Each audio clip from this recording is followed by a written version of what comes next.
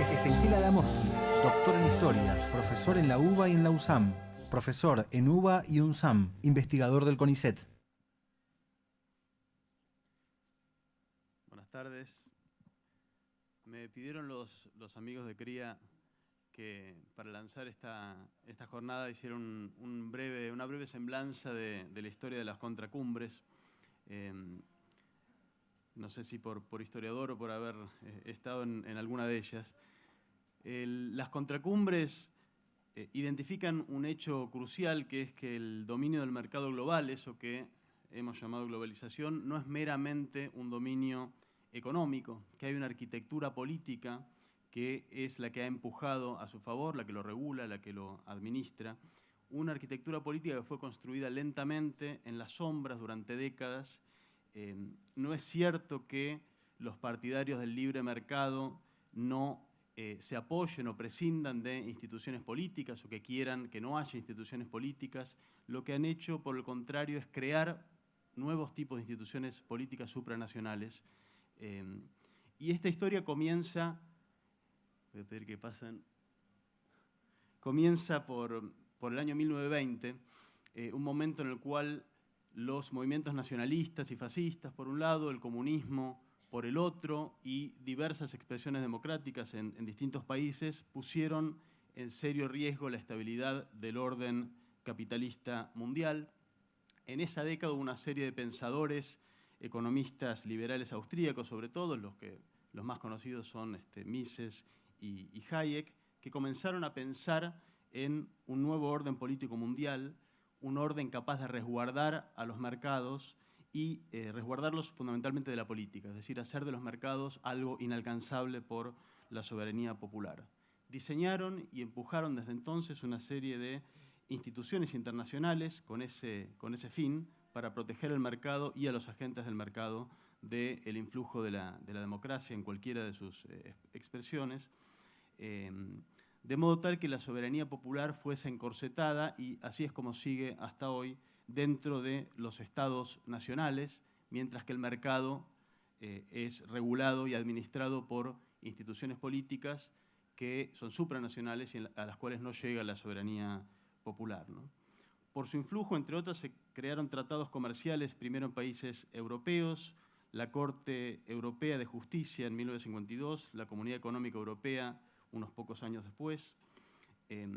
También se expandieron a nivel mundial lo que fue inicialmente el Acuerdo General de Tarifas y Comercio, el GATT, en 1947, que es el origen de la Organización Mundial del Comercio, fundada en 1995, que hoy prácticamente involucra o regula el comercio de prácticamente todo el mundo, salvo unos poquitos países.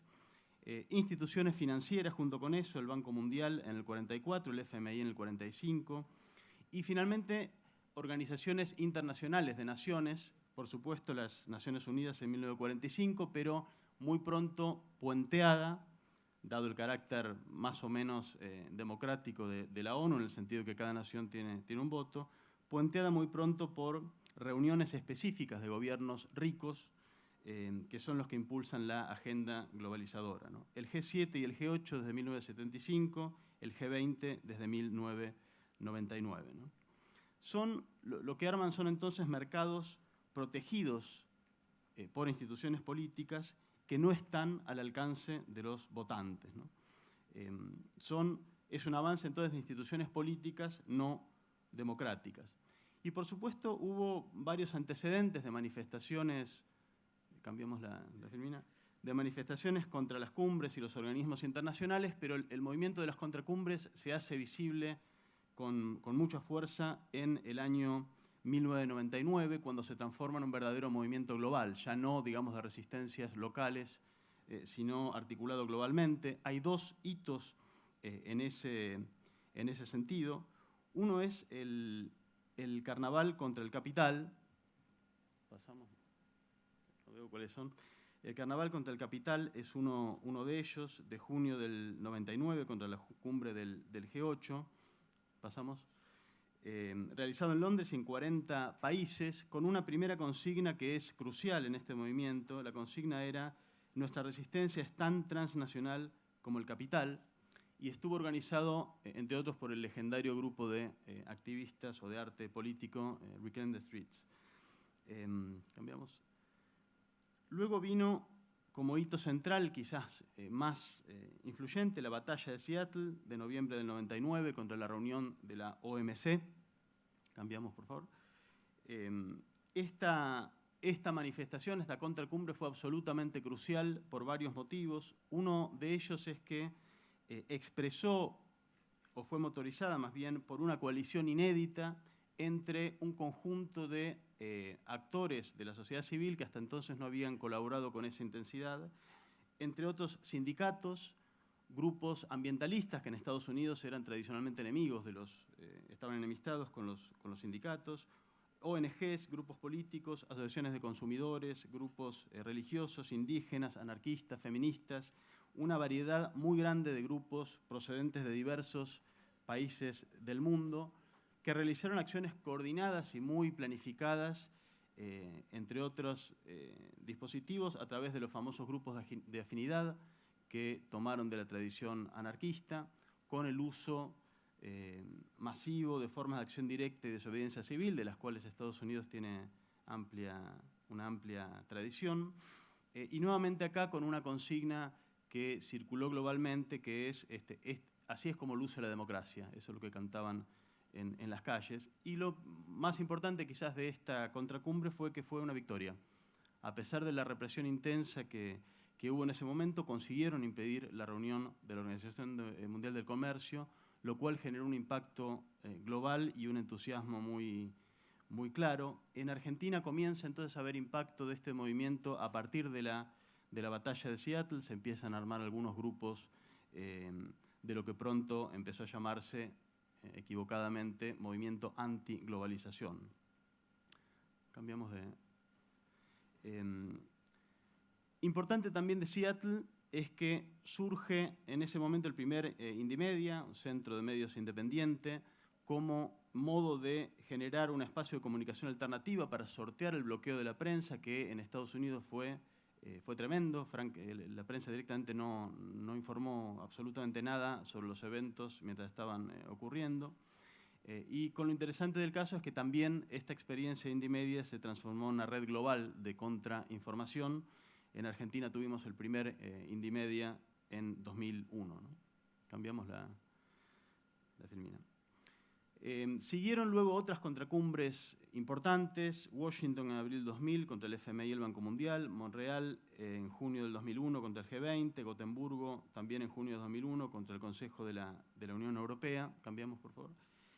Y quizás el pico de este movimiento de contracumbres fue la de Génova del 21 y 22 de julio del 2001 contra el G8, una contracumbre enorme. Yo tuve la oportunidad de estar ahí en esa ocasión. Fue quizás la más grande que hubo hasta el momento, 200.000 personas llegadas de distintas partes del mundo, enfrentando ahora sí una ciudad muy preparada para recibirnos, una ciudad amurallada, con una represión realmente muy severa, redadas nocturnas, helicópteros que pasaban intimidando permanentemente, uso masivo de infiltrados. Esto quedó bastante probado en Italia tiempo después, de infiltrados por la policía italiana, y el homicidio de Carlo Giuliani por efecto de esta represión, más de 400 heridos y cientos de personas que fueron detenidas y acusadas con cargos criminales luego de la manifestación. Una cuestión importante de esta contracumbre es que dejó probado los límites de la supuesta unión política de la Unión Europea, ¿no? Como parte de los preparativos represivos para esta contracumbre, se suspendió el Tratado de Schengen, que en la Unión Europea establece la libre circulación de personas en el territorio de la Unión. Es decir, que quedó claro en ese momento que hay libertad para circulación de capital garantizada, pero la libertad de circulación de las personas depende de su grado de peligrosidad política. Cambiamos. Desde entonces hubo una especie de impasse durante un breve lapso. Fue el momento del atentado de las Torres Gemelas, que aquellos que recuerden esta época recordarán el pavor internacional que causó y la expectativa de una ola represiva y de intolerancia total que iba a haber para el tipo de desplazamientos de activistas a nivel global que venían motorizando las contracumbres. Junto con esto, también la OMC decidió reunirse en una autocracia en Qatar y tener su reunión de noviembre de 2001 ahí, de modo que era también imposible organizar una contracumbre en ese lugar y en esas condiciones. Y en ese contexto también sucedió la rebelión nuestra del 19-20 de diciembre del 2001, percibida por el movimiento a nivel internacional como parte de la serie de levantamientos y rebeliones y manifestaciones de las que vengo hablando. Interesante, percibido desde afuera, sí, pero en ese momento localmente no, todavía no. En cualquier caso, hubo un debate local bastante interesante en ese momento acerca de si esta rebelión que estábamos teniendo era parte de esa serie o era una cuestión absolutamente local e incomparable. Como sea, todo el movimiento callejero, los piquetes, las cacerolas, las fábricas recuperadas, las ruedas de trueque, tuvieron una influencia enorme en el movimiento de resistencia global de ese momento. Vinieron a nuestro país algunos de sus referentes centrales. John Jordan, uno de los animadores de Reclaim the Streets, estuvo aquí de visita en ese momento. Naomi Klein pasó 6 meses y filmó aquí una película. De modo que el contacto entre el movimiento de resistencia global y el local fue bastante intenso en ese momento, ¿no? Cambiamos de imagen. En 2001 hay un cambio de eje en el movimiento por la aparición, entre otras cosas, del Foro Social Mundial, reunido por primera vez en Porto Alegre en 2001, con una consigna que también fue bastante importante, Otro Mundo es Posible. Cambia un poco del eje de la resistencia callejera a las propuestas de la acción directa, al debate y la construcción de redes de movimientos sociales. Por supuesto, no son cosas excluyentes, porque también hubo manifestaciones callejeras animadas por el Foro Social Mundial, pero ciertamente comenzaron a difundirse alguna serie de ideas y experiencias que consiguieron difundirse bastante masivamente a nivel global. Cobran centralidad en este momento algunas figuras intelectuales. Los intelectuales no habían tenido ninguna relevancia en particular en el movimiento anteriormente. Y nuevamente aquí hay una conexión bastante estrecha con Argentina. Aquí tuvimos nuestro Foro Social Mundial temático en el año 2002, organizado por el Foro Social Mundial. Este es un momento entonces de menos contracumbres espectaculares como las que había habido hasta Génova, pero mayor visibilidad y mayor impacto de ideas y propuestas concretas contra el neoliberalismo. Hay otro cambio de eje interesante en este momento, que es que cambia el eje del norte hacia el sur. Por un lado, por el protagonismo de América Latina, en general en la resistencia al neoliberalismo, y por supuesto por el Foro Social Mundial y la importancia que tuvo, y también como política deliberada del Foro Social Mundial de llevar estas ideas y estas redes a otros países del sur global, con la organización de toda una serie de foros sociales mundiales desde el 2004, que fue el de la India, y en adelante reunidos en otros sitios como Venezuela, Mali, Pakistán, Nairobi, en Kenia, en Senegal, en Túnez y demás, ¿no? Y finalmente otro cambio de eje interesante de este momento es que aparece de manera bastante inesperada, la verdad, porque era un movimiento hasta entonces muy antigubernamental, aparece una interfaz con algunos gobiernos de América Latina. Lula, por supuesto, y el PT en Brasil, animadores centrales del Foro Social Mundial, adquieren una relevancia propia como parte de este diálogo. También Chávez en Venezuela, y en Venezuela se realizó otro foro con este protagonismo de Chávez. En alguna medida también con Evo Morales, que era asiduo visitante de los foros. Y aparece acá una tensión productiva, me parece a mí, entre la política estatal y la política de los movimientos sociales, entre autonomía y politización, con toda una serie de discusiones con distintas posturas que no creo que haya sido saldada, ¿no? Cambiamos de imagen. Hay una confluencia de estos ejes en lo que fue la victoria de la campaña de No al ALCA en noviembre de 2005, que es la segunda gran victoria resonante del movimiento de Contracumbres, luego junto con la de Seattle.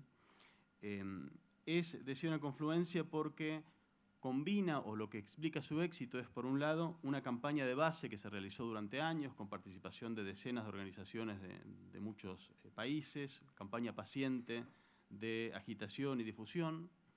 En segundo lugar, la organización de una contracumbre, la tercera cumbre de los pueblos, que se realizó en Mar del Plata, simultáneamente a la reunión del ALCA. Y, por supuesto, el protagonismo otra vez acá de manifestaciones y acciones directas. No hay dónde apoyarlo. Gracias. Les decía, protagonismo de manifestaciones y acciones directas, como algunas de las que ustedes recordarán,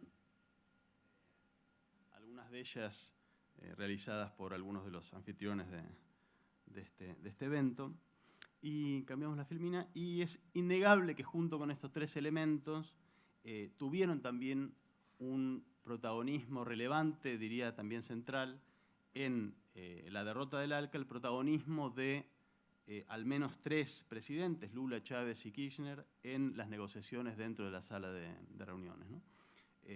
Guste o no guste, digamos, me parece a mí un hecho de que el ALCA fue derrotado por la confluencia de estos cuatro elementos en ese momento, ¿no? Para terminar, entonces, desde ese momento, desde la derrota del ALCA, los movimientos de Contracumbres aparecen con un poco menos de presencia pública, un poco más desdibujado, en parte, creo yo, porque hay un cierto bloqueo estratégico en la dificultad de pensar una interfaz productiva entre movimientos sociales, política autónoma y el terreno de la política estatal. Pensar esa cuestión me parece que sigue siendo el desafío central del movimiento. Hubo en algún momento la esperanza de que los gobiernos posneoliberales, o llamados posneoliberales en América Latina, habían encontrado la respuesta o la clave para esta cuestión, pero es una clave que se demostró, creo yo, defraudada. Hay, sin embargo, una serie de legados que son indudables y muy importantes. El primero, algo que ya dije al principio, el movimiento de las contracumbres fue muy exitoso en mostrar públicamente que existe esta estructura política del dominio del mercado globalizado. Es decir, que no es mero dominio del mercado, que hay una estructura política que lo canaliza, lo motoriza, lo fomenta, ¿no? En segundo lugar, el movimiento generó o permitió la circulación de toda una serie de ideas, experiencias y conexiones en red, experiencias de comunicación alternativa, ideas novedosas, algunas de ellas para la tradición de izquierda, ideas a veces menos jerárquicas, menos dogmáticas de las que conocíamos dentro de la tradición de izquierda.